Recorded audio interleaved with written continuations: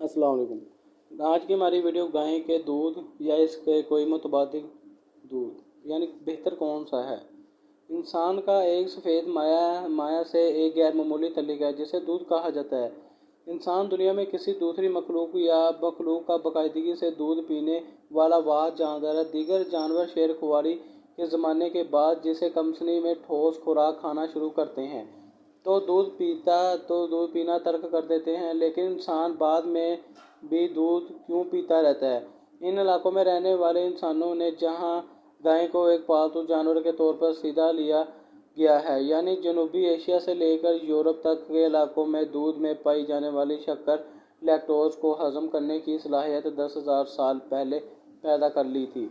इसके नतीजे में दुनिया की तकरीबन 30% आबादी लैक्टोज पैदा कर रही है, यानी वो केमियाई खमीरा जो इंसान में जवान होने के बाद दूध को हजम होने में मदद देता है।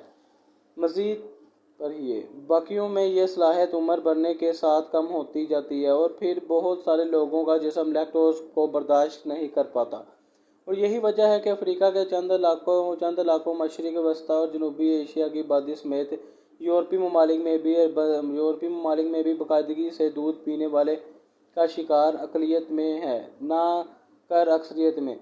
अमेरिका में आबाद यूरोपीय नस्ल के लोगों में सिर्फ 9% लैक्टोज को बर्दाश्त नहीं कर पाते।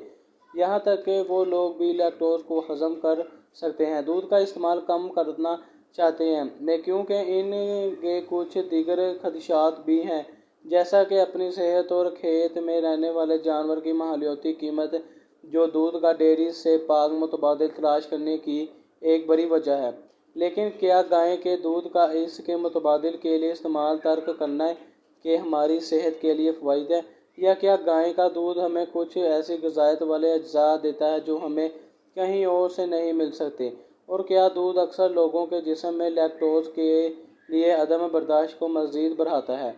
क्या दूध अक्सर लोगों के जिस्म में लैक्टोज के लिए अदम बर्दाश्त को मज़ीद बढ़ाता है। गाय का दूध प्रोटीन और कैल्शियम का अहम ज़रिया है। इसके अलावा विटामिन B12 और आयोडीन समेत कई अहम अज्जा भी इससे हासिल होते हैं। इसमें मैग्नीशियम भी होता है जो हड्डियों की नशोनुमा और पट्ठों की फालियत के लिए बहुत ज़रूरी होता है। इसके अलावा इसमें पनीरी मादा और आबशेरी भी होता है जिसका खून दबाव कम करने में किरदार होता है। बरतानिया के सेहत के अदारे नेशनल हेल्थ सर्विस एक बरस से लेकर 3 बरस के बच्चों को 350 मिलीग्राम कैल्शियम देने की हिदायत करता है, जो कि 1 पाव दूध के बराबर बनता है, ताकि इनकी हड्डियों की सही नशोनुमा हो सके। ताहम जब बालिग अफराद का मामला आता है तो मुख्तलिफ तहकीकात और जज्बे से इंसानी हड्डियों की सेहत बरकरार रखने के सिलसिले में गाय के दूध के असरात पर मुतअद्दिद नताइज सामने आते हैं। अगरचे सेहतमंद हड्डियों के लिए कैल्शियम की ज़रूरत होती है, लेकिन इस बारे में तहकीकात गैर वादिया है कि इससे भरपूर ग़िज़ा हड्डियों को टूटने से महफूज रखती है। कई तहकीकात के ज़रिए पता चला है कि दूध पीने का हड्डियों की मजबूती से कोई वादिया ताल्लुक़ नहीं है, जबकि चंद दीगर तहकीकात तो ये बताती हैं कि दूध पीने वालों में हड्डी टूटने का ख़तरा बढ़ जाता है।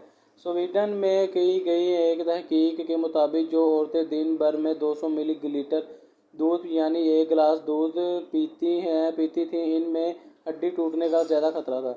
ताहम ये तहकीक मुशाहदाती किस्म की थी, इसलिए महक़क़ीन ने इस तहकीक से किसी भी किस्म के मुबालगा अमेज़ नताइज निकाले हैं। महक़क़ीन का कहना है कि ऐसा भी हो सकता है कि जिन लोगों की हड्डियाँ ज़्यादा टूटती हों वो ज़्यादा दूध पीते हों। यूनिवर्सिटी ऑफ रेडिंग की फूड चेन में ग़िज़ायत के बारे में महक़िक़ एन गॉन कहते हैं कि सिन बलोगत में हमारी हड्डियों की नशोनुमा के लिए कैल्शियम का बहुत बुनियादी किरदार होता है।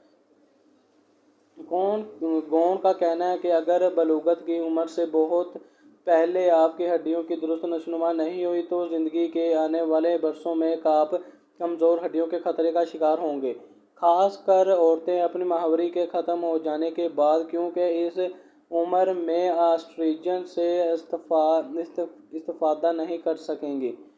यूनिवर्सिटी ऑफ रेडिंग की फूड चेन में ग़िज़ायत के बारे में महक़िक़ एन गॉन कहते हैं कि सिन बलोगत में हमारी हड्डियों की नशोनुमा के लिए कैल्शियम का बहुत बुनियादी किरदार होता है।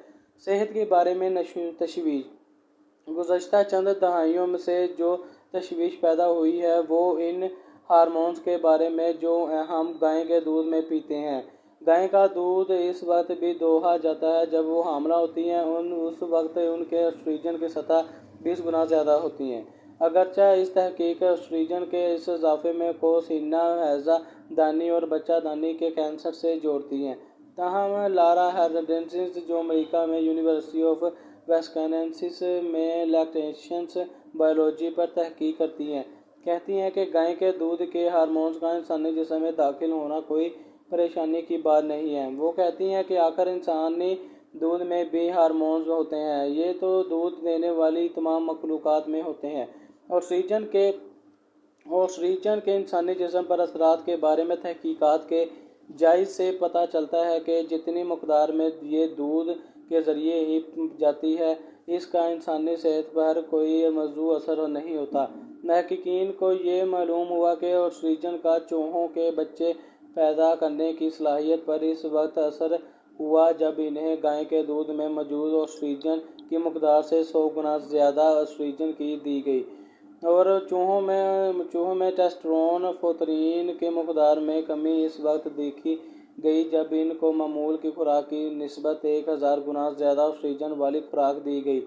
سلووینیا کی یونیورسٹی آف لوبلیجانا میں جانوروں کے جنین کے مطالعے کے مرکز سے وابستہ گریگور ماجیدی کہتے ہیں کہ اس بات کا بہت ہی کم امکان ہے کہ چوہوں کی نسبت انسان آکسیجن کی 1000 گنا زیادہ مقدار سے متاثر ہو سکتے ہیں۔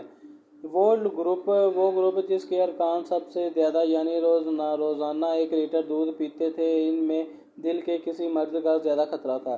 تحقیقات سے دودھ کے پینے کی مقدار اور امراض قلب کا ایک تعلق بھی معلوم ہوا ہے، کیونکہ دودھ میں سیچوریٹڈ اور لیبریز چکنائی موجود ہوتی ہے، لیکن عام دودھ میں ایسی چکنائی کی شرح صرف 3.5% ہوتی ہے، سیمی سکمڈ دودھ میں 1.5% ہوتی ہے، اور سکمڈ دودھ میں صرف 0.3% ہوتی ہے، جبکہ سویا، بادام، حشیش، ناریل، جو اور چاول سے تیار کردہ دودھ میں گائے کے دودھ سے بھی کم چکنائی ہوتی ہے۔ ایک تحقیق میں محققین نے شرکاء کو دودھ پینے کی مقدار کے لحاظ سے 4 حصوں تقسیم کیا ہے۔ انہیں پتہ چلا کہ وہ گروپ جس کے